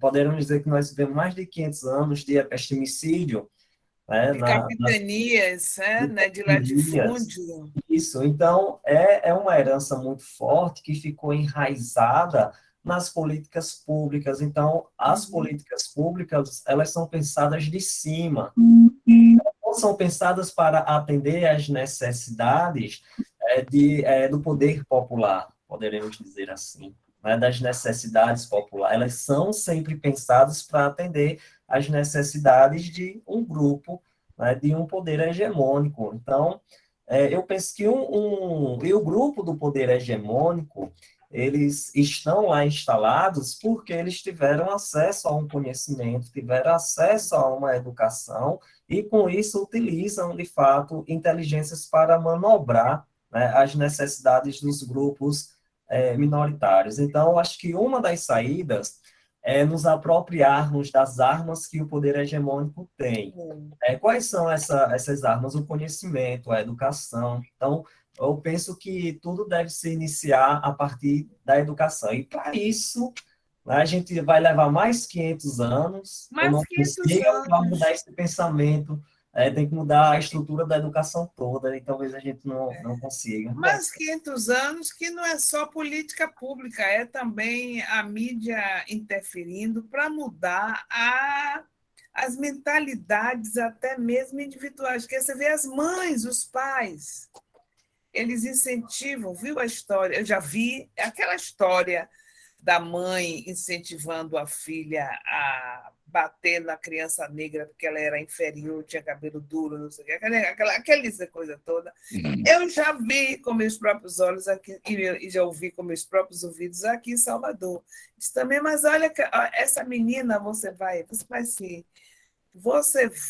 ficar na mesma...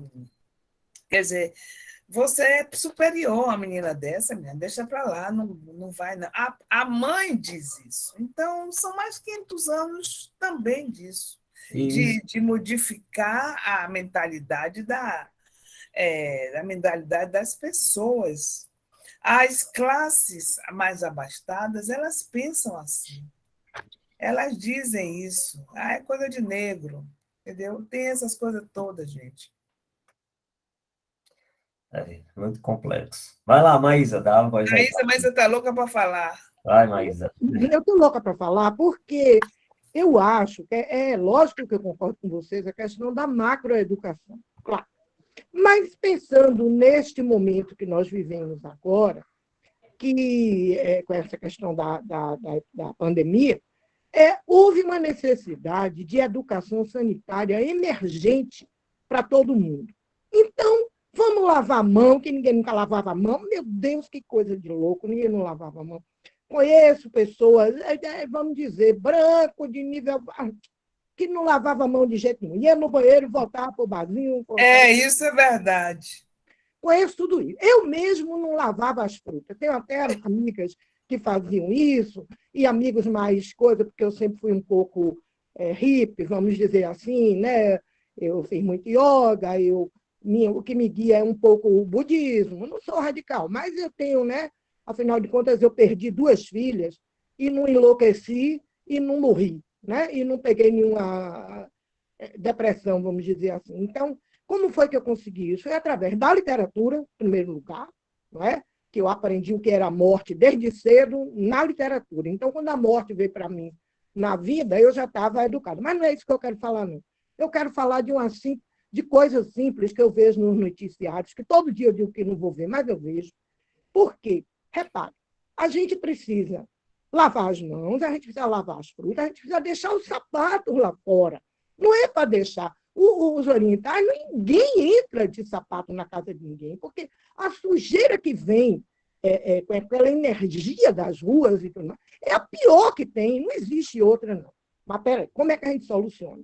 Gente, eu vou ter que falar uma coisa meio mórbida, mas quando eu vejo os noticiários, o maior país que faz, como é que chama, corte, como é que chama, amputação de pênis, é o Brasil.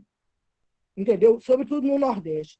O homem, ele tem, às vezes, relação com 2, 3 mulheres no mesmo dia, tem aquela amante, aquela coisa, e eles não lavam o pênis. E isso vai acarretar, não é? Já ouvi falar isso. Quanto, não é, Lícia, desculpe trazer essa coisa, porque isso me incomoda. Não, mas é verdade, eu já ouvi falar muito disso. Porque é lavar, não precisa tomar remédio nem. Bom, a proteção com a camisinha seria o ideal. Bom, o machismo não deixa, né? Mas que lave, pelo menos, que lave. Não lava. Então, quando eles não vão para o médico, como as mulheres vão, né? É sabido que no Brasil os homens estão indo mais, mas não vão com frequência, sobretudo para urologista. Então, quando eles vão, é porque a coisa já está caindo, aí tem que cortar e amputar. Outra coisa, outro dado, vamos uma coisa mais amena. A saúde bucal. Eu vejo sempre, porque eu me perturbo com essas coisas, porque eu mesmo negligenciei meus dentes, hoje estou sofrendo, porque eu não tinha nada, eu nunca tive cárie, nunca tive que fazer bloco, que é a tragédia, né? Canal, nunca fiz um canal em minha vida. Meus dentes eram perfeitos até eu fazer 50 anos. Aí, quando veio, foi a miséria. Bom, aí agora, bom, enfim, eu já tomei na minha vida, já tomei juízo. Mas, outro dia eu estava vendo, o país que mais desenvolvido em odontologia é o Brasil. Não sei se vocês sabem disso. Eu sei. Em Portugal, ninguém morre com os dentes, ninguém não tem dentista, né? Os dentistas que tem em Portugal são brasileiros, agora que tem dentista em Portugal. Então, os maiores cientistas de boca, de saúde bucal, é aqui do Brasil. Enfim, o que é que acontece? Na Dinamarca, nesses países mais desenvolvidos, o índice de cárie e o índice de perda de dentária é mínimo, porque existe uma coisa que é ensinada ao bebê quando nasce: lavar a boca. Antes de escovar corretamente e de fazer tudo que a gente tem que fazer, passar o fio dental, lavar. Você comeu alguma coisa, bochecha a boca. Entendeu? Não. Então, é isso. E por aí vai, gente, são coisas simples. Gente, a medicina dos índios. O Brasil é um país sem memória, só valoriza remédio. Eu vejo na minha própria família, é remédio. Minha irmã e minha cunhada é uma guarda-roupa só de remédio. Eu tomo remédio agora porque não tem jeito, mas é o mínimo, o mínimo. A gente tem que aproveitar as coisas dos índios, as coisas orientais, respiração, enfim. Ontem eu estava vendo uma apresentação de um cientista que é da técnica prânica. Não é nada demais. Mas a gente não faz. É o pensamento, é a ajuda do pensamento na cura das doenças, né? E é verdade, eu fui acometida agora de uma doença terrível, que é a psoríase, e eu consegui 80% de cura. Tá? Eu estou com meu cabelo todo lindo agora de novo, e consegui, não é? Não só com remédio adequado, que não é químico, é um remédio biológico, que eu busquei, a minha médica tem 3 anos agora que a gente conseguiu. Então, mas é o pensamento. Que doença foi que você teve? Psoríase. Eu também estou. A psoríase é uma doença moderna, da modernidade. Eu também estou.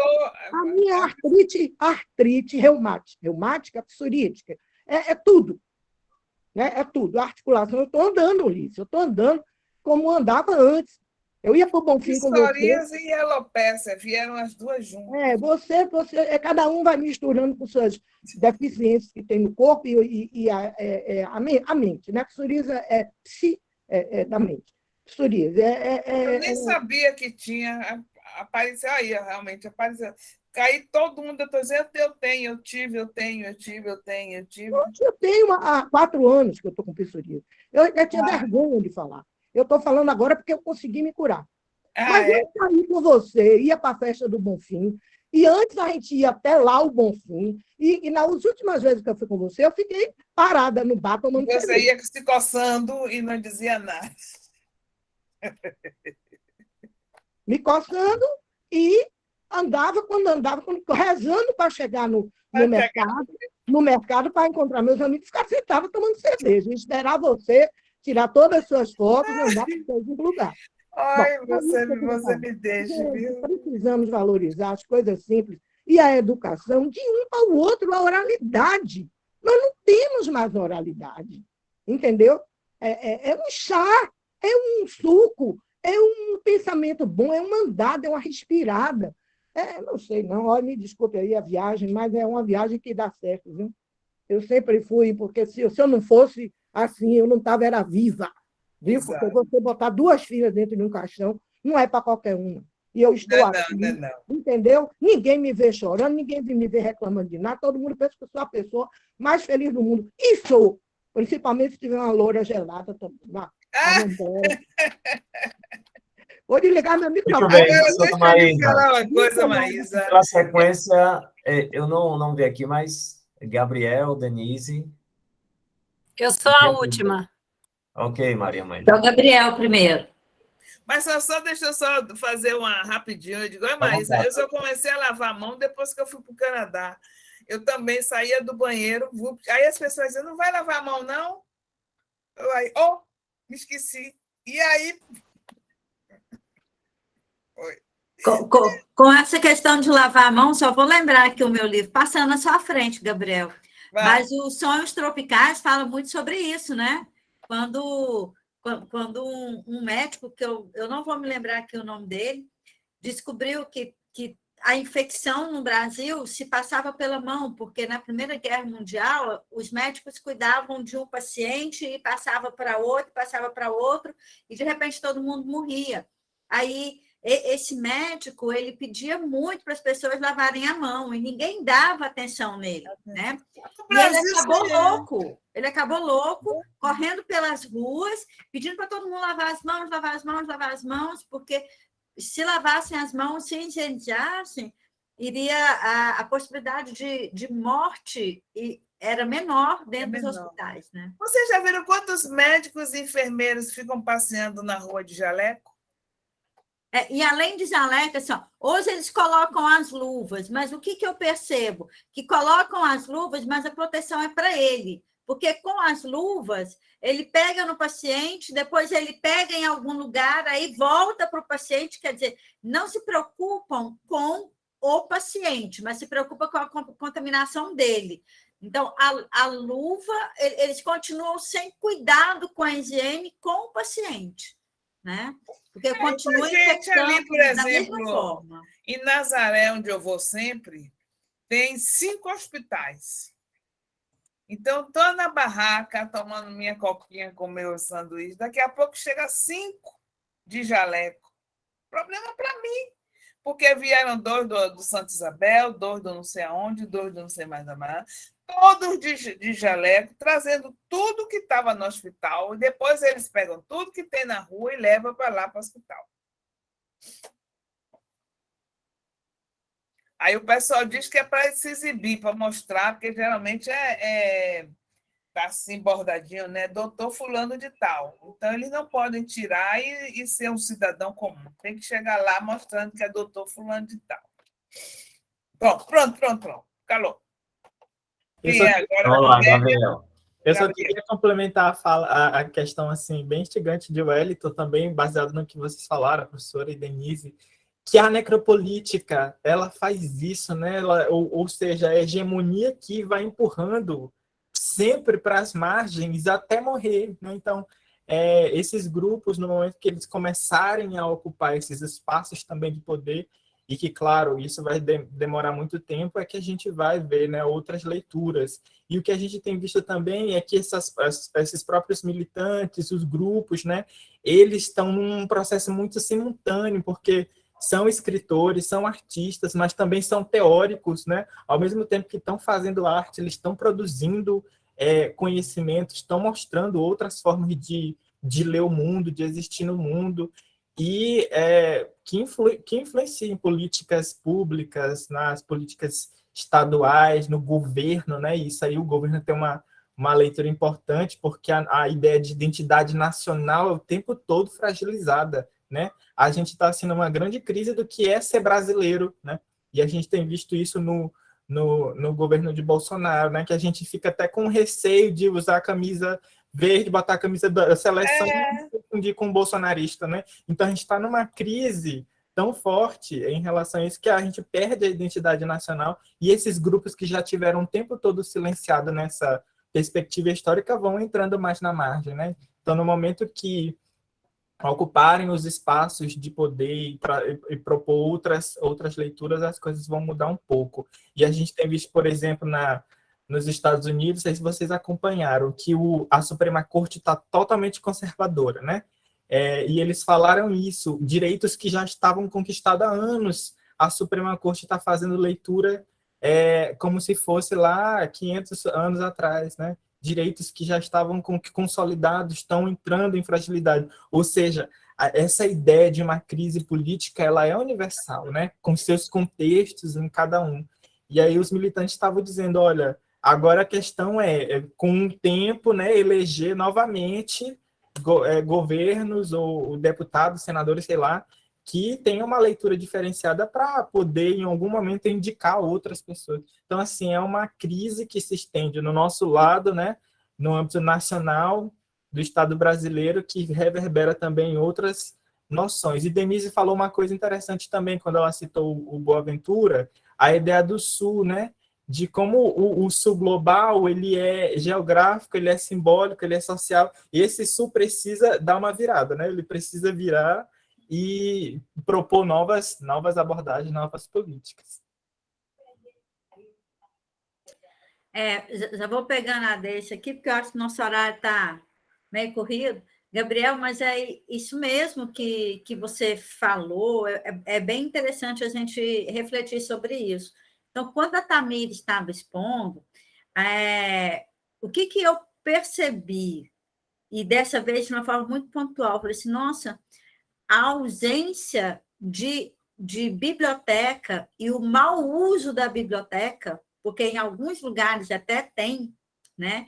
Mas os professores de língua portuguesa, eles não estão acostumados e eles não têm a prática de levar as crianças para lerem, por mais que tenha projetos, eles ficam assim, às vezes querendo cumprir carga horária, cumprir o programa que foi definido, alguma coisa assim, né? E não levam os meninos para ler. é muito complicado. Isso, assim, e com a fala dela hoje, eu liguei claramente à necropolítica. Quer dizer, é uma ausência do direito, que o Cândido bem falou, né? Nós temos direito, esse direito humanizador, e de conhecer outras realidades por meio da literatura, né? Então, isso ficou assim, para mim, ficou muito, muito evidente, essa desvalorização dos saberes, né? Porque isso daí é o que o Daniel, só casando aí, é o que o Gabriel falou, que está colocando aquelas pessoas que estão na margem, que já têm dificuldade de acesso à escola, eles ficarem ainda mais à margem, né? Porque assim, eu conheci a Bahia, e todos costumam, primeiro através dos livros, né? Só depois que eu tive condições de visitar, e através da oralidade da minha mãe, e através dos livros, tudo isso foi despertando muito. Mas aí se percebe assim, não é só a Bahia, né? Que aqui no sertão goiano e aqui em Goiás nós temos assim uma situação muito semelhante. É como se fosse uma continuidade, uma extensão, né? Então, a minha contribuição, Tamires, está para isso mesmo, que eu acho que a gente tem que, enquanto servidora pública e servidora de ensino médio e fundamental, a gente tem que desenvolver, quer seja de qualquer maneira, nem que seja pegar esses livros, levar para a sala de aula, esquecer um pouquinho o programa, que a gente fica muito preso ao programa, né? E o ato mesmo da gente fazer isso e solicitar das nossas colegas que façam isso, isso já é uma resistência. Sabe, Ana Maria, ou Maria Amélia, quando você colocou aqui, falou assim, está tão bonito, mas está só entre a gente, mas é um momento do nosso grupo pensar isso também, né? Porque às vezes nas nossas reuniões a gente não pensa isso, né? Então, pensar isso e falar assim, olha, esse ato que a gente está fazendo é um ato de resistência. Vai ficar gravado por muitos e muitos anos. E vamos multiplicar isso. Exatamente. Né? Porque a literatura, sem dúvida nenhuma, ela é um ato de resistência. E que a qualquer momento a gente vai rever esses nossos escritos, esses nossos pensamentos, né? E vai contribuir com a sociedade. Quer dizer, o Jorge Amado está fazendo 100 anos agora, né? E agora ele está sendo muito mais lido, muito mais analisado, e reanalisado, relido, do que talvez foi na época dele. Foi uma época de muita propulsa, né? Porque era uma literatura nova na época. Né? É uma coisa assim, menor, era chamada de menor. E é isso. E quando eu tiver gravado, bora pegar a gravação e mandar para todo mundo que a gente conhecer. É assim que eu faço. Aí, se só tinha 20 vídeos... assim, aí quando acaba a live, acaba o negócio, eu vejo só tem 20, eu digo, bora botar aí uns 500. Daqui a pouco tem 500 visualizações. Pensa... É assim mesmo, entendeu? A gente vai então, esperar a gravação. Eu passo a palavra agora para a Maria Amélia, que eu acho que é a vez dela, né? Ela não falou, né? Bem, eu queria, como já falei aí no chat, cumprimentar os proponentes, né, desse simpósio.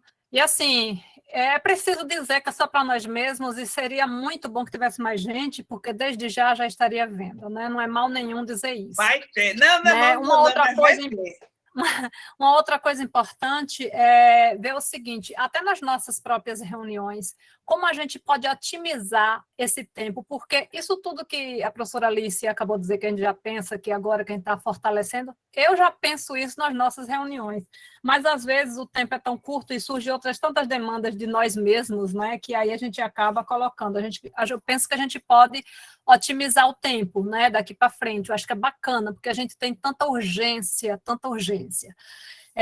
Parabenizar todas as apresentações, professora Denise, a senhora traz, né, toda uma questão contemporânea dentro da literatura, o Wellington, meu Deus, o Wellington é muito bom também nesse trato, nessa forma como tem trazido, até pelo tempo, pelos estudos, pela militância que já faz aí em um outro campus. Gostaria de dizer que eu me sinto extremamente honrada saber que a UNEB ganha um pensar e traz uma contribuição em cada campo que ela ocupa pela sua multicampia, que a Bahia é um país, né? Então, assim, a UNEB são várias UNEBs, ela não é uma UNEB só, é bom que a gente pense nisso. E com isso, ela traz para o programa, ela traz para o CERN, para o conjuntão, né? A representação da Bahia através dos seus problemas nos diversos cantos, né? dizer que, rapidinho aqui, Gabriel, quero dialogar contigo. Você traz coisas bem interessantes através da literatura que você apresenta, deste conto que você avalia, e achei perfeito quando você traz uma imagem, assim como o Hélio já trouxe outras tantas nos nossos, né, nas nossas outras apresentações, você traz uma imagem para falar desse fosso que existe, mas você traz, você problematiza, é como se hoje eu fosse à rua, as coisas que eu vejo na rua, eu trago a ciência para o meu olhar, para melhorar o meu senso comum. Né, quando eu vejo o pedinte, quando eu vejo a reportagem que diz que aumentou a fome na Bahia, o que é isso? Eu já vou para esses estudos que estamos fazendo e é a partir dele que eu penso. Porque também, se não fosse isso, eu não estaria aqui. Eu já pensava isso tudo, mas a universidade me ajuda a problematizar, me ajuda a refletir, a ampliar. Eu acho que é esse o sentido da universidade. E tem uma coisa bacana que eu já falei, que são, né, a professora Jaima tem falado muito, que é a questão do nós, atores vivos sociais, né, esses atores, nós que somos atores que trazemos para a ciência, olha só, somos nós, são esses sujeitos invisíveis que alimentam a ciência, que a gente não se esqueça disso, né, que a gente não se esqueça disso.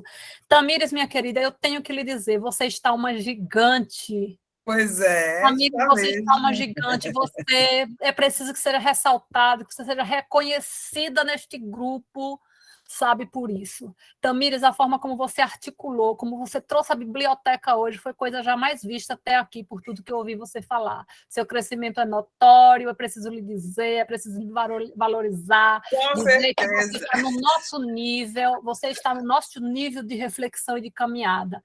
Cada um com um problema diferente, a gente está engatinhando com os nossos problemas, quer dizer, com os nossos problemas não, com os problemas abraçados por nós. Então é importante dizer isso para te motivar ainda mais a dizer que você talvez fecha esse lugar de que a gente está falando. Olha só, é a biblioteca que vai formar esse leitor e que desde já do ensino fundamental, se tivermos professores comprometidos, envolvidos nos projetos, e se tivermos a biblioteca de fato, né, consolidada enquanto uma política pública de país, a gente vai ter um outro olhar sobre os problemas, porque os leitores, desde pequenininhos, eles, né, vão estar fazendo. Então, parabéns, minha querida. E outra coisa, eu quero dialogar com você com essas outras referências que eu ainda não pensei de Foucault. Você me ajuda.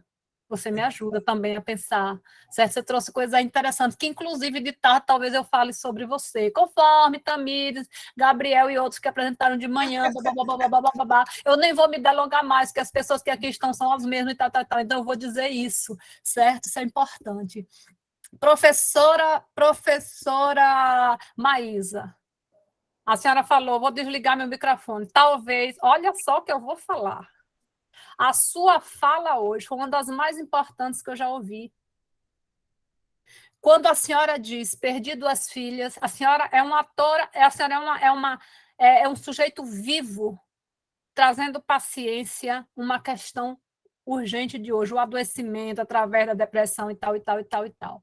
E a senhora traz e problematiza e fala deste tempo de morte, desse tempo difícil, e a senhora fala de necropolítica, quando a senhora fala da saúde, né, de homens, de crianças, e a senhora retoma o trabalho dos meninos para dizer que se espanta quando no Brasil é o único país que tem as melhores. Claro, eu tenho pessoas próximas a mim, que viveram em Portugal por anos, falavam, né, da dificuldade que é fazer um tratamento dentário em Portugal. Pela dificuldade, as pessoas fumam muito, as pessoas bebem muito, e a questão da higiene bucal lá, não sei, que é um país de primeiro mundo, não sei como é que é, mas o fato é que muita gente apresenta problemas sérios, né, né? Inclusive vários, eu tenho amigos que agora estão se mudando para Portugal por conta do visto, uma série de facilitações para atuarem como dentistas em Portugal. Então, a senhora traz uma questão de política pública, a senhora traz uma questão de política pública em vários setores, né? Desde a questão da higiene pessoal, desde a questão dos tratamentos, da educação que homens e mulheres precisam ter, com a higienização, né, do seu corpo, vamos assim falar, do seu corpo, e né, do quando não isso acontece, o que é que pode provocar. E a senhora traz uma doença deste tempo, né? É importante que se diga que o câncer, a AIDS, a psoríase e tal, é algo que precisava ou precisa ser desmistificado. Não é sentença de morte, não é sentença de morte. Depende da forma como somos orientados, tratados e como absorvemos isso, né? E vou dizer mais, a questão da biopolítica médica, da medicina, das indústrias farmacêuticas, que querem dizer que, às vezes, só estão, né, o tratamento para essas doenças estão voltado tão somente para, né, a questão da farmacologia, dos tratamentos alopáticos, é para fazer crer, e isso aí é para a gente poderia chamar de necropolítica, porque ainda tem mais uma coisa grave. Apesar de tudo isso que é passado pelo comércio, digamos assim, pelo mercado das drogas, a gente pode dizer que ainda certas drogas só vai ter acesso quem puder pagar. Né? Então, isso é necropolítico, isso é biopolítica, isso é científico. A gente tem que pensar de fato de modo científico, dar um trato científico nas nossas discussões. Eu acho que a senhora trouxe isso. Eu considero que a senhora trouxe isso para o momento. Quando fala da depressão, eu poderia ter entrado em depressão e a senhora poderia estar tomando aquelas bombas, né? Que a biopolítica, que a necropolítica às vezes passa. Né, a senhora diz o quê? Poderia estar fazendo tal tratamento para psoríase e tal, que a gente já começa a ver diversas classificações. Que bacana, professora Alicia, né, que ela nos ensina com a fala, e ela disse o quê? Fui atrás de outros tratamentos convencionais. Eu estou bem, eu estou viva também. Minhas plaquetas nunca desceram de 200, que é entre 150 e 400, com tudo que eu tenho feito e vivido, porque eu também busco formas alternativas. Eu pesquiso, eu me cuido, e lhe digo mais, aprendi a produzir muita coisa dos meus alimentos que a necropolítica, que é a biopolítica do comércio, me diz que o bom, através das redes sociais, através de tudo que é postado pela televisão, nos dizem, né, que estão ali para, né, que é ótimo, que é maravilhoso e que é sedutor. Então, é uma escolha que a gente faz, né, entre nascer, viver e também viver de qualquer jeito, ou ir vivendo e morrendo aos poucos, como todos nós estamos, né, morrendo aos poucos, né, que a gente é um dia a mais ou um dia a menos, depende do nosso olhar, mas também a qualidade que eu vivo esses dias, né? Então, é uma adoção, é um princípio, e eu vou dizer que a ciência também tem me ajudado a pensar a minha vida, inclusive para me afastar, né, do que eu quero, do que eu não quero, né, para consumir e tal, e dizer também que os atores sociais, outras ciências não reconhecidas, talvez, têm me ensinado muito mais também, do mesmo passo que as demais têm me ensinado. Então, eu penso que, Criseide, quero te agradecer por demais, por você estar aqui conosco, nossa colega, né, nossa colega que tem dado importantes contribuições, né, que está aqui com a gente. Estou falando Cris, porque todos os demais são parte do grupo, né, deste grupo aqui, e assim, Cris, você nos abrilhanta e você contribui também conosco, né, com as suas reflexões. Então, muito obrigada, gente. Bacanas as falas, a professora Lígia, a professora Denise, mais uma vez, parabéns pela proposição e parabéns para todos nós.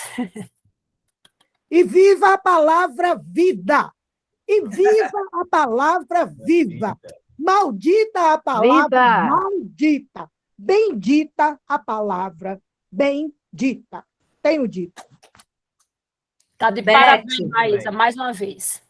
Beth, abre sua câmera para a gente tirar uma foto, por favor, se você tiver condição. Criseide quer falar. Pode falar, Cris, tá com a mão levantada aí.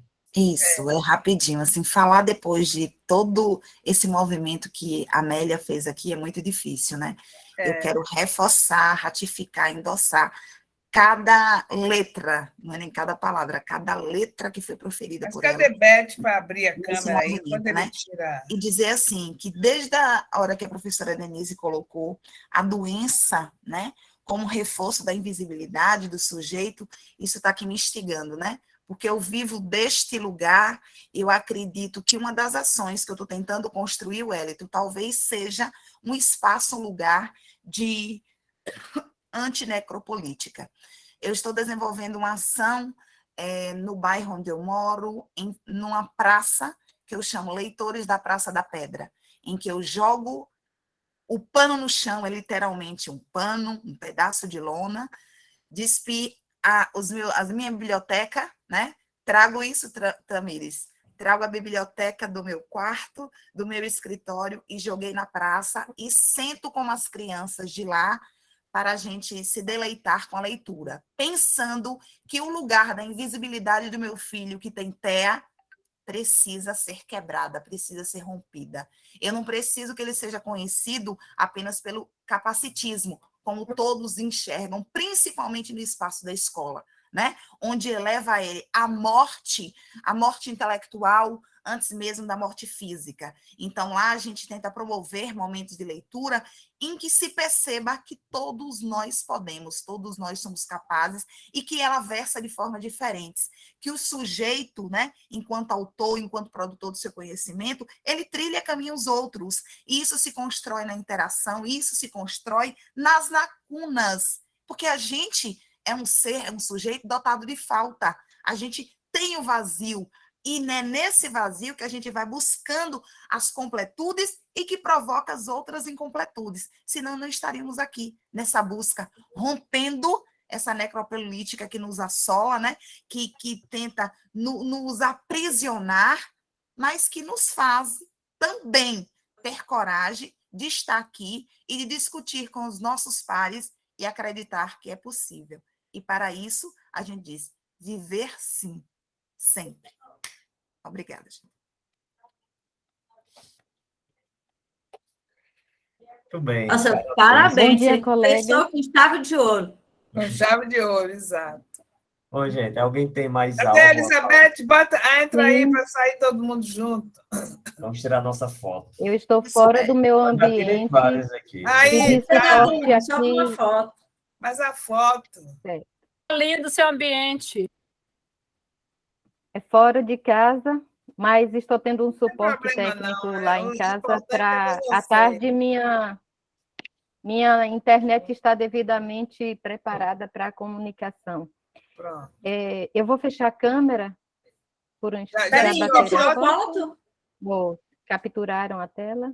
Capturaram, já tiraram a foto? Foi. Então, pronto. Então, eu gostaria apenas de salientar que essa foi uma forma de aquecimento através das palavras que cada uma trouxe nesta manhã. E que essas narrativas de necropolítica, ela se estende, se abrange, né? Abarca tantas populações esquecidas dentro do território nacional. A proposta de Maísa foi realmente muito tocante no sentido de que nós estamos realmente dentro de uma pandemia, com outra configuração, é claro, mas que não deixa de estar mobilizando, movimentando, atingindo vidas, corpos que muitas vezes são esquecidos, porque só o que importa é a floresta. Gabriel, excelente participação, sua comunicação é de uma profundidade incrível, porque quando Conceição Evaristo muito sabiamente traz o de lixão, esse de lixão é o codinome para cada um é excluído do nosso meio, excluído na falta de uma língua, apesar de estarem proclamando linguagens corporais através da voz, através dos seus instrumentos musicais. No caso, pertinente à minha pesquisa com indígenas, principalmente a nação Cariri, do povo Cariri-Xocó. E falar dessa falta de bibliotecas, né? Como na cosmologia indígena, eles aceitam a sábia apresentação das bibliotecas vivas através dos seus anciãos, dos seus velhos, né? Como Nineti Cariri-Xocó, o meu parceiro na pesquisa, ele nos traz a ideologia de que o que é educação para a sociedade nacional, nós aceitamos como, nós denominamos tradição. Então, nesse perfil, ele também salienta que a educação, através da tradição, ela salta os muros da escola e vai pairar na mata, né? Dentro desse mundo, desse espaço semiosférico, onde existem possibilidades outras de viver, de se posicionar e de estar presente, e de ser humano com essa comunicação, com essa interação com os sujeitos também não humanos. Então, estar dentro dessa conjuntura implica muito em muitas reflexões.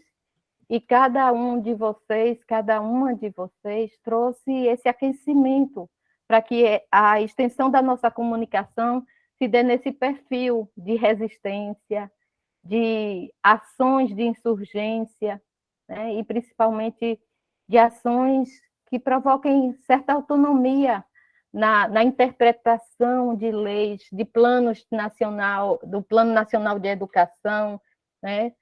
Da própria base comum curricular, né? Que está aí para ser realmente interpretada por cada povo dentro de sua realidade, dentro da sua comunidade. Eu estou agradecida, uma comunicação muito forte foi proposta agora pela manhã, e peço que essa energia seja estendida até a nossa comunicação à tarde. À tarde. Gratidão. Nós voltamos à tarde às 14 horas, não é isso? Isso. Nós voltamos primeiro com a Brigitte, que a gente vai encaixá-la novamente, né? Então, fica a Brigitte, e a gente vai ficar com espaçozinho restrito, mas talvez só para os comentários posteriores. E depois tem aquela história, se a gente quiser continuar conversando, tem o link do café virtual, né? Isso. Mas, assim, os 15 minutos das nossas apresentações, professora Denise, está mantido, não é? Está mantido. 15 minutos, se der, a gente continua. Se não der, a gente vai para o espaço virtual e continua até o horário que a gente... Né? O café virtual. Não, eu só queria saber se é 15 minutos para todo mundo, é isso. Está saindo da Covid, né, Criseide? É isso. Pois é, então é isso, gente. Então, até de tarde a gente continua. E nem se preocupe com a questão de ser só a gente não, porque, veja bem, quando é presencial é a mesma coisa, só tem nas salas as pessoas do colóquio. E porque eu já participei de não sei quantas Abraliques em Ampós, e assim, não tem multidão, não, a não ser aquelas conferências plenárias. E segunda-feira eu participei também do meu colóquio da Ampós, só tinha gente. Então, não se preocupem, não. Depois que a gente gravar, a gente vai mandar para 1.000 pessoas. Tchau. Ok, gente. Então, tchau, gente. Nós vimos daqui a pouco, até as 14 horas. Vocês vão para alguma agora? Alguma outra mesa? Agora eu vou fazer densitometria óssea. Não, agora mas tem plenária. Tem plenária. Se você quiser, vá para a plenária. Vá, tem. Assista. Aproveite o máximo. Gente, para ser mais prático, quem tiver, manda o link aí para mim, por favor. Eu vou sair da gravação, viu? Posso? Tá. Ou a gente... Gente, um abraço, então. Tchau. Até mais tarde. Até mais tarde. Tchau. Cris, uma ótima recuperação.